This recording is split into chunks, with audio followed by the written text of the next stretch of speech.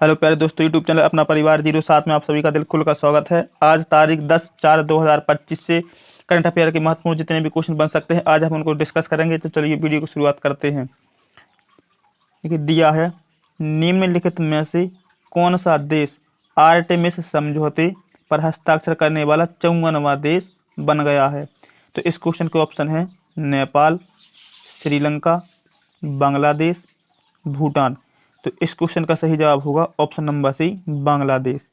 देखिए बांग्लादेश आर्टेमिस समझौते पर हस्ताक्षर करने वाला 54वां देश बन गया है। तो देखिए दिया है, बांग्लादेश ने गैर सैन्य अंतरिक्ष अन्वेषण के लिए नासा के साथ आर्टेमिस समझौते पर हस्ताक्षर किए।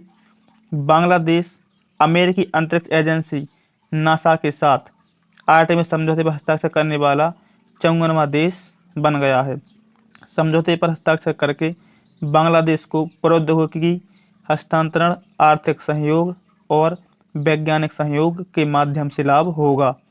बांग्लादेश अंतरिक्ष अनुसंधान और सुदूर संवेदन संगठन, जिसको हम स्पारसो SPARRSO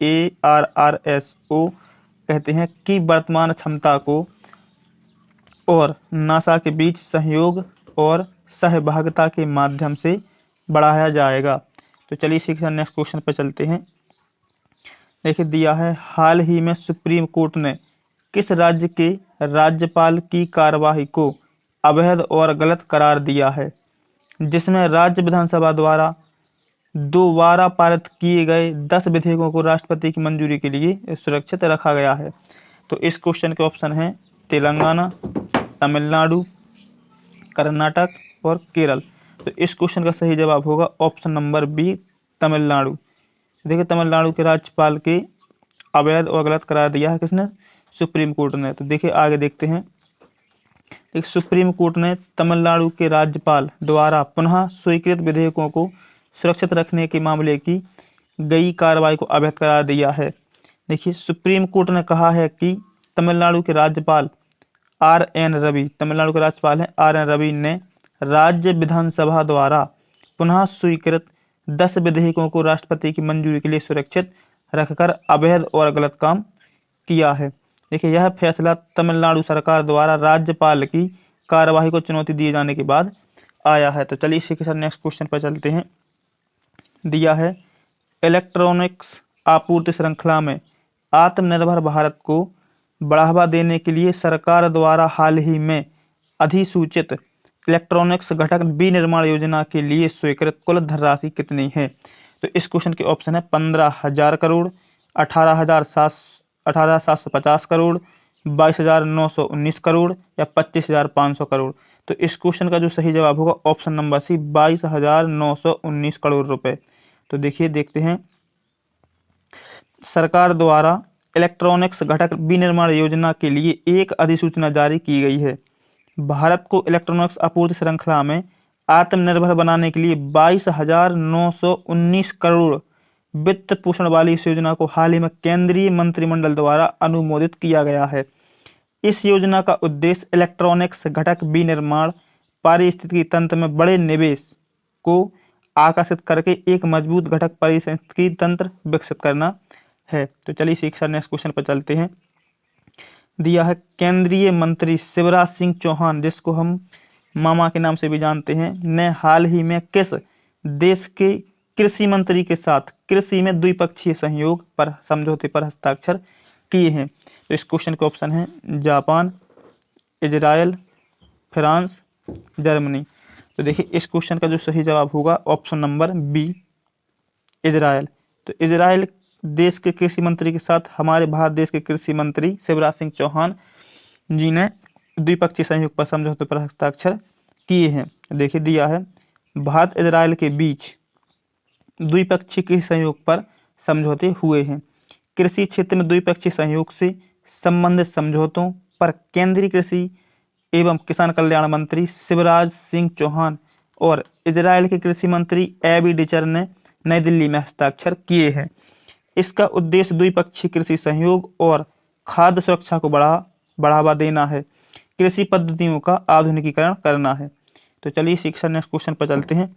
दिया है, पद्मश्री पुरस्कार विजेता राम सहाय पांडे, क्या नाम है, राम सहाय पांडे, जिनका निधन हो गया है, को 2022 में निम्न में से किस पारंपरिक भारतीय कला के रूप में उनके योगदान के लिए सम्मानित किया गया था। तो इस क्वेश्चन के ऑप्शन है कथक, भरतनाट्यम, राय नृत्य या कुचिपुड़ी। तो जो इस क्वेश्चन का सही जवाब होगा ऑप्शन नंबर सी, राय नृत्य।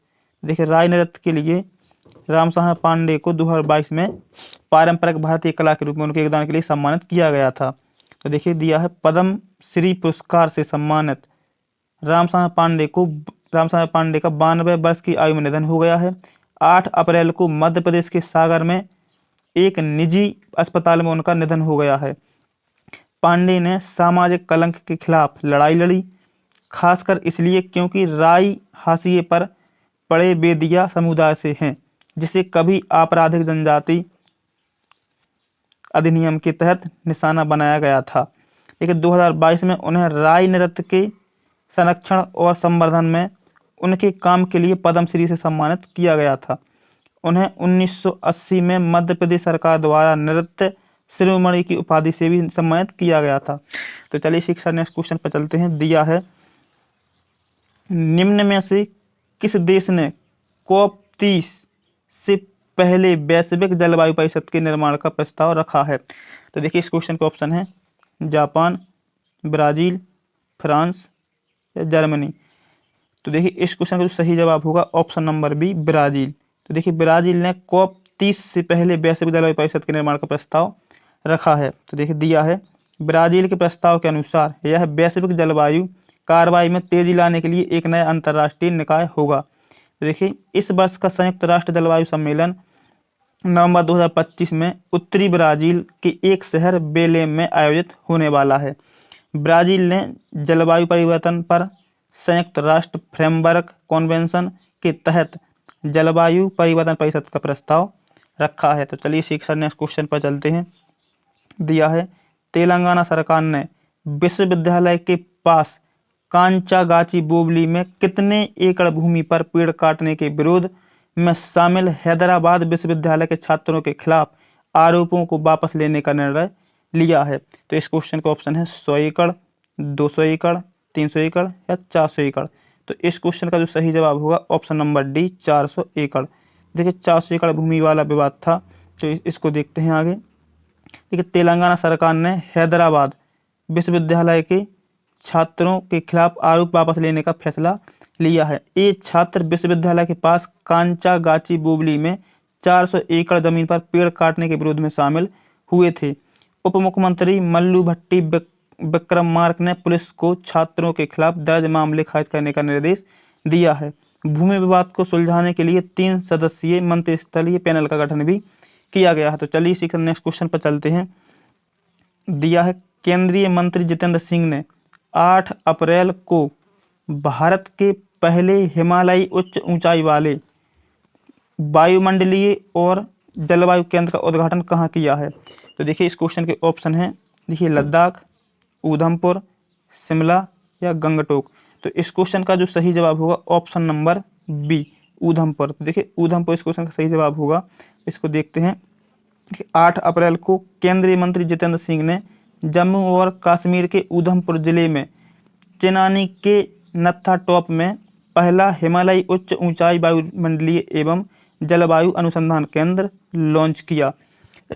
एक ऐतिहासिक पहल का उद्देश्य सटीक जलवायु और मौसम पूर्वानुमान प्रदान करना है, साथ ही क्षेत्र की अद्वितीय उच्च ऊंचाई स्थितियों पर शोध और अध्ययन करना है।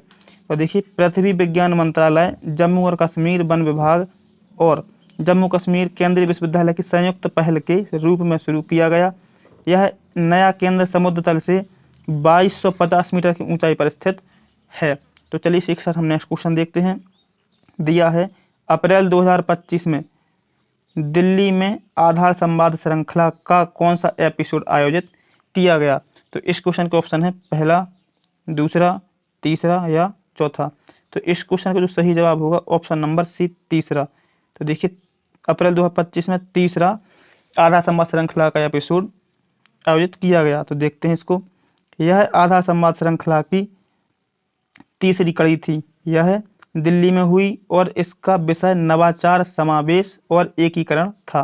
देखिए नवंबर 2024 में बेंगलुरु में UIDAI ने डिजिटल पहचान क्षेत्र में शामिल उद्योगों और प्रौद्योगिकियों पर ध्यान केंद्रित किया, जबकि दूसरा संस्करण जनवरी 2025 में मुंबई में आयोजित किया गया था। इसमें फिनटेक क्षेत्र पर ध्यान केंद्रित किया गया था। तो चलिए इसी के साथ आज के लास्ट क्वेश्चन पर चलते हैं। देखिए दिया है, वित्तीय सेवा विभाग ने एक राज्य एक RRB पहल के तहत कितने RRB के विलय की घोषणा की है? कितने RRB विलय की घोषणा की है?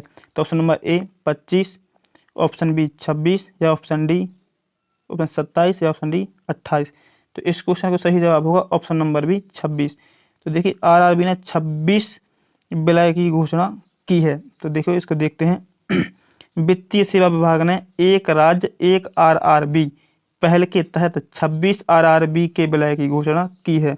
यह क्षेत्रीय ग्रामीण बैंकों, जिसको हम RRB के नाम से जानते हैं, के समेकन का चौथा चरण है। वित्त मंत्रालय ने नवंबर 2024 में समेकन योजना शुरू की। विलय 10 राज्यों और एक केंद्र शासित प्रदेश के 26 RRB को एक साथ लाता है। तो आज की वीडियो पसंद आए तो लाइक करें, शेयर करें और डेली करंट अफेयर देखने के लिए सुबह 9 बजे जुड़ना ना भूलें।